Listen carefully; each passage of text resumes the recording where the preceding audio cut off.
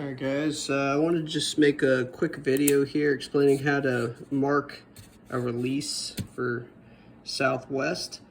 We already made a video in SWA TV a while ago about actually how to read a Southwest dispatch release, like what all this means and everything. So if you want to go and take a look at that video, that would probably be more use to you. Basically, I just want to go over typically the way you want to mark a release at Southwest based off of common practice that I've noticed from different pilots. So biggest thing is you want to just use check marks to verify information. So we're just taking a look here. So we're Southwest 3176 and we're going Denver to Seattle. So confirm we're on the right flight, it's the right release, and the date. We just check the date, make sure the date matches up. We got IFR dispatch release Southwest 3176 from Denver to Seattle. So the remarks, we don't really care about these remarks. These are more like just standard remarks automatically generated by the system. This one we do care about though. So the dispatcher planned additional fuel for possible turbulence en route. So definitely want to be mindful of that. That'll come in handy. So we're 8633 Alpha. I actually don't have 8633 Alpha in the sim, but let's just pretend we do have 8633 Alpha. That was the real flight. So verify, yep, nose number. These are always going to match, so no problem there. Here's the ATOG. That's pretty important, 162.4. That's our ATOG, so we can't take off above this weight. That's our max allowable takeoff gross weight. So we're limited by landing. Make sure we keep that in mind. That basically just means that this ATOG here, we can't exceed this in order to make sure we don't exceed whatever the landing limitation is here. So if we go down here to landing, we see 162.4. These are going to match up. So this is our max takeoff weight here to ensure we're not going to exceed max landing weight when we arrive at Seattle. So 162.4, we'll make sure we don't take off above that and we'll be good. The dispatcher gave us an alternate here at Portland, so we'll keep that in mind. We'll have to make sure we got the fuel and everything on board the airplane. All right, so now this is our route. So we got Darth 1, Darth, Idaho Falls, Pendleton, Chins 5. We don't have ATC online, but let's just pretend we did. They said we got us filed, so we'll just put a check mark right there. Make sure we are as filed. Good to go. So that's going to be our route. Top altitude is going to be flight level 360. So top of climb 360, flight level change 360. So no step climbs. So 360, make sure we got that set in the box. These are our winds here. So winds and temp. So that's temp will enter into the FMC right there.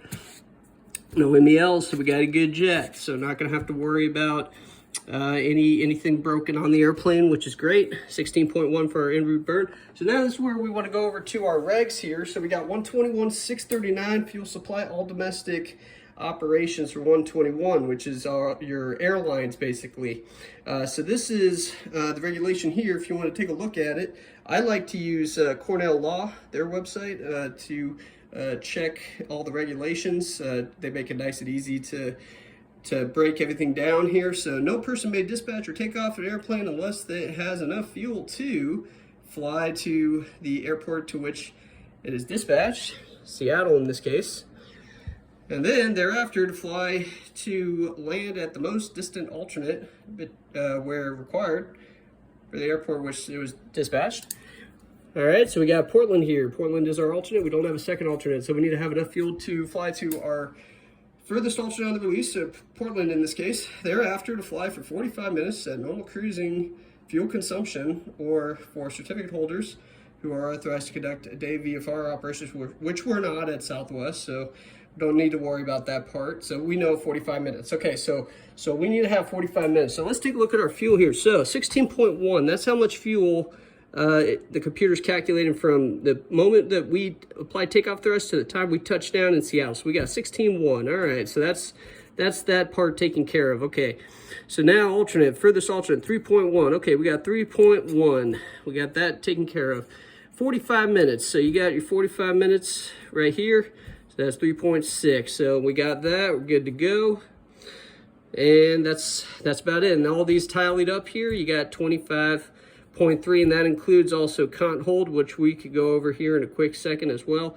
So that's our 25.3, and we're we're going to mark that here accordingly. So the way they do that here at Southwest, they'll draw out a cross here, and then with the cross, you want to go to your prog page.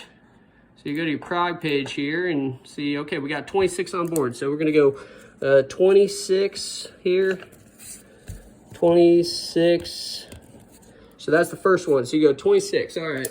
So that's our fuel on board. Next, we want to go with our min plan. So we go down to the release here and we see, okay, we got 400 for our taxi out fuel, and that's 15 minutes. So we can put a check mark right there. Make sure we're aware we got 400. Min planned here, 25.9. So 25.9, we're going to put a 25.9 here for our min planned. That's our min planned. Make sure we got that done. And then we want to do our min takeoff fuel here at 25.3. So now we're going to put 25.3 up here, 25.3. All right.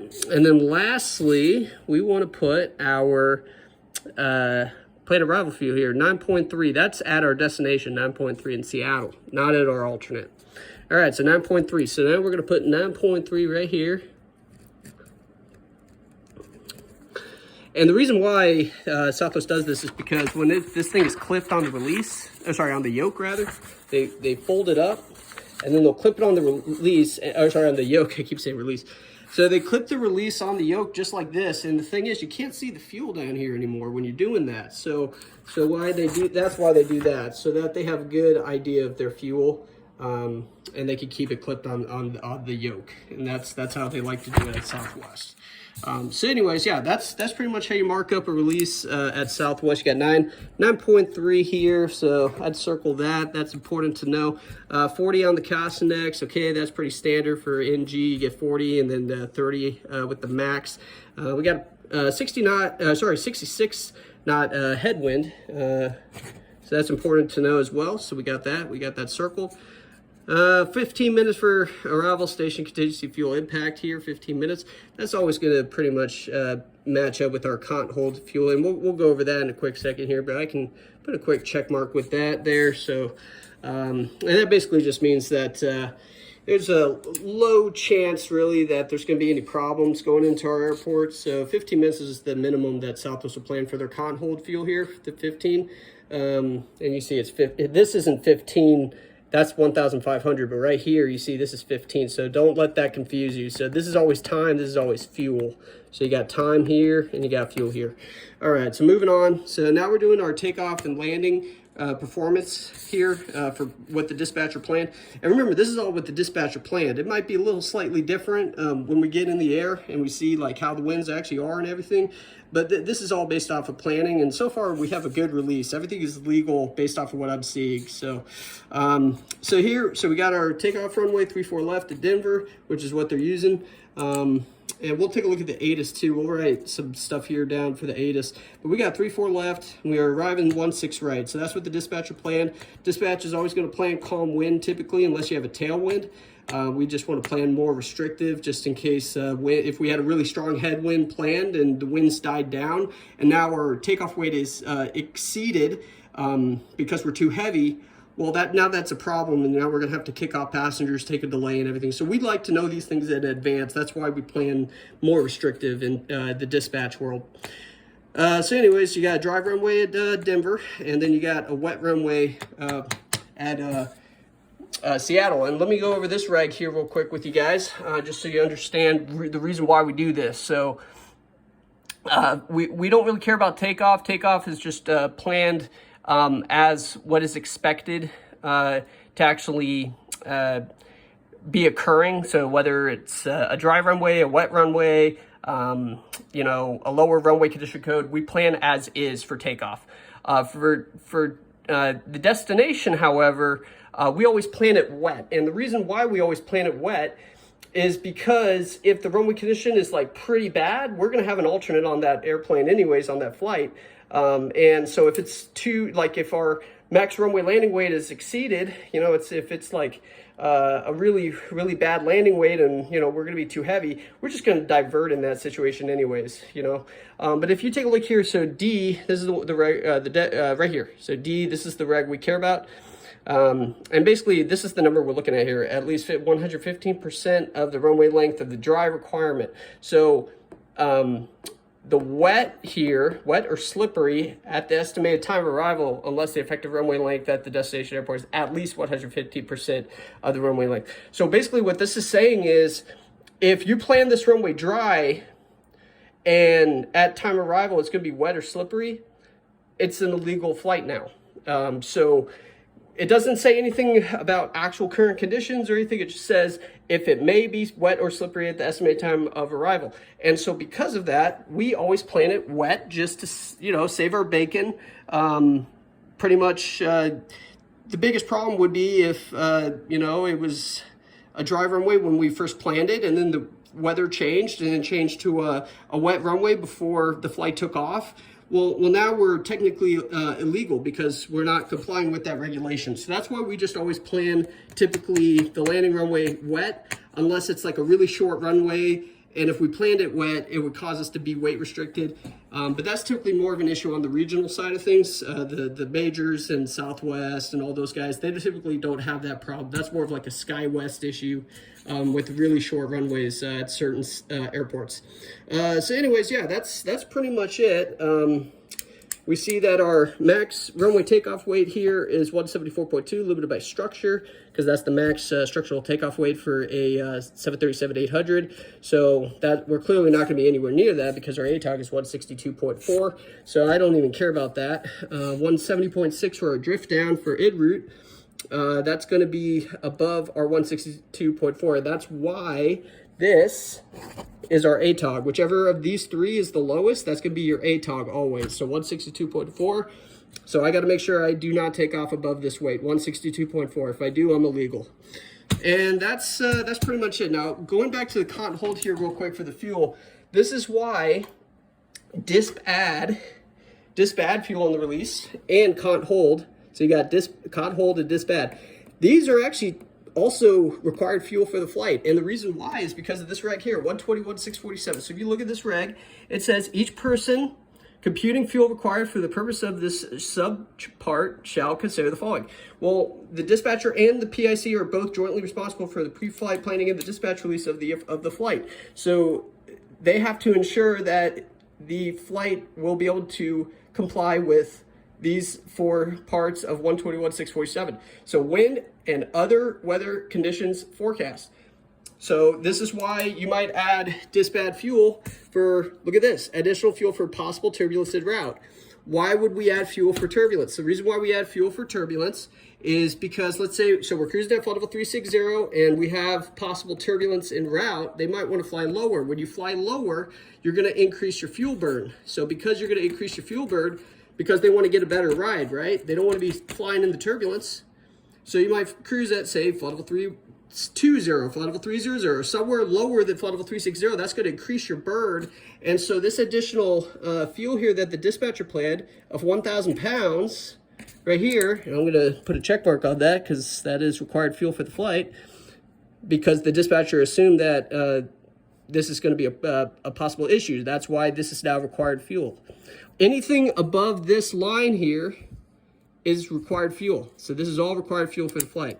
So disp add 1,000 pounds. That's added because the dispatcher took wind and other weather condition forecasts into consideration. The flight might descend lower, might cruise lower, and might need more fuel because of that. And that's why they added that. So that's required fuel. Anticipated traffic delays. Sometimes you might see on here additional fuel for ATC and airport arrival demand. That's a pretty common one you'll see at Southwest. And so if there's possibly going to be delays, you know, coming into the arrival airport, you know, delay vectors, holding, you know, whatever. That's the reason for putting it on here for the disp add, because it's required fuel, because based off of this reg right here, anticipated traffic delays. So you just got to take all these things into consideration when you're planning your fuel. Right here, one instrument approach and possible missed approach at destination. Now this is specifically if you plan an alternate. So if you plan an alternate, you need to have enough fuel to fly a missed approach. So go around and fly a missed approach, and then to fly to the alternate from there. So that's included in this fuel. This 3,100 includes a go around and a missed approach at the destination to get to the alternate. And then lastly, any other conditions that may delay landing of the aircraft. So this is why dispatchers have a dispatch certificate. They have to demonstrate to the FAA that they are able basically to make sound decision making to determine if the flight needs extra fuel, if it doesn't need extra fuel or whatever. You know, whatever the PIC would be doing, the dispatcher has to be doing on the ground in terms of pre-flight planning and the dispatch release and whatnot. So so that's basically your breakdown. That's how you mark a Southwest release for the most part. If I missed anything, I apologize, but I think we're pretty much good. I'll go over the weights real quick here. This is probably the last thing you need to do. So 37,500. So we can see how many passengers we plan if we pull our calculator out here. So 37,500.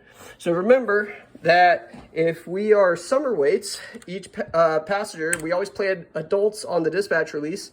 Each passenger is going to weigh 205 pounds, and each bag is 32 pounds. And we always plan one bag per passenger. So that's going to count to 237 because we do 205 plus 32, and we get 237. So that's your summer weights. And then your winter weights are going to be 210 per adult, per passenger. We always plan adults on the release, plus 32 for each one bag per passenger, and that equals 242. So there's your winter weights. All right, so to find this now, we have 37.5 planned on the release for our payload here, 37.5. All right, so 37.5, and I'm sorry, 37,500. Okay, so there's 37,500. We're in winter time right now. Summertime is going to be anywhere from May 1st to October 31st. So that's going to be your summertime. Winter time is going to be from November 1st to April 30th. So if that makes sense, that's how they do weights in the airline world.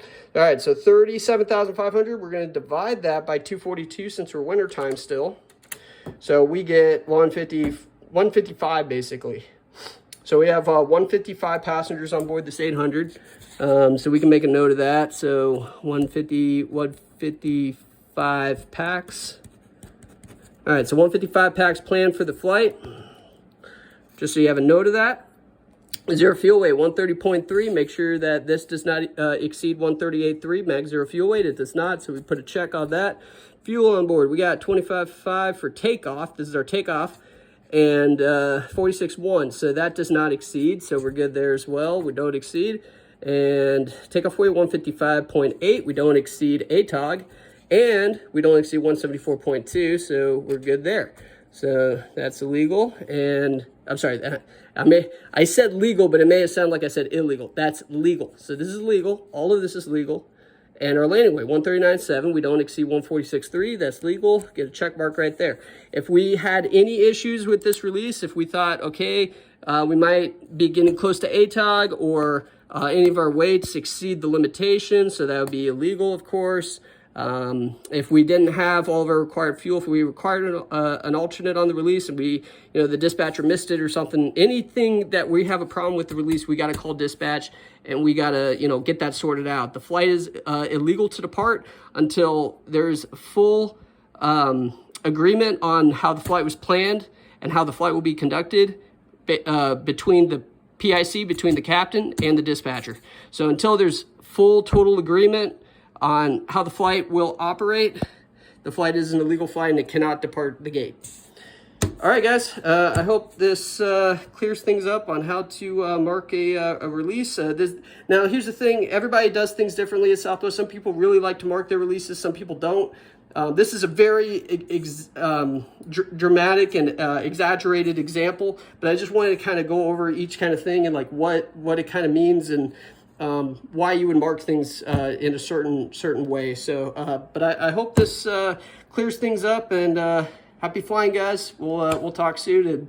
And there is a fuel memo coming out, and it's going to be basically going over kind of this, like min takeoff fuel and stuff. And we'll make a new video soon on exactly what min takeoff fuel is and how to possibly get this min takeoff reduced. You can sometimes get this reduced If you're running into situations where you don't have enough fuel, because you got to always have this much fuel before you take off.